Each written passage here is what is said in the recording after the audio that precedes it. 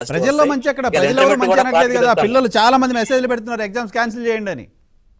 అవును, అదే సార్ విద్యార్థులు అది చెప్తున్నాను. ఇందా రామకృష్ణ చెప్పినట్టుగా లోకేష్ గారు లెటర్ రాస్తారు, సిపిఐ రామకృష్ణ గారు లేఖ రాస్తారు, అనేక పాటలు లేఖ రాస్తా ఉన్నాయి ఎగ్జామ్ క్యాన్సిల్ చేయమని. అందరూ వాళ్ళు చెప్తే మేము రద్దు చేస్తే మెరిట్ అదే వాళ్ళు చెప్తే మేము ఎందుకు వినాలా, మా స్టాండ్ మాది కదా అనే పత్రులు ఉన్నారు. కాబట్టి ఈ జగన్మోహన్ రెడ్డి గారు ఎవరి మాట వినడు. పైగా వాళ్ళ సంబంధించినటువంటి చాలా విద్యార్థి సమస్యలు చాలా ఉన్నాయి. ఆ సమస్యలు కూడా మేము అనేక సార్లు మంత్రి గారి దృష్టికి అధికారుల దృష్టికి తీసుకెళ్ళినా కూడా ఆయన మాత్రం సమస్య పరిష్కారం చేయడు.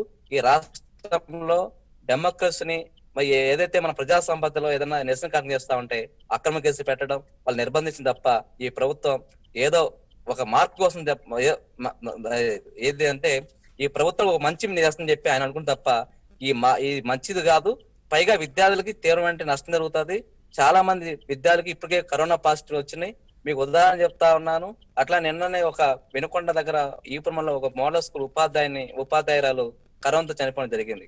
అక్కడే ఒక 5 విద్యార్థులు కూడా కరోనా పాజిటివ్ వచ్చింది. ఆ స్కూల్ నుండి విద్యార్థులతో పాటు తల్లిదండ్రులు తీవ్రంగా గందరగోళం గురయ్యారు. కాబట్టి వాళ్ళకి భరోసా ఇచ్చారు.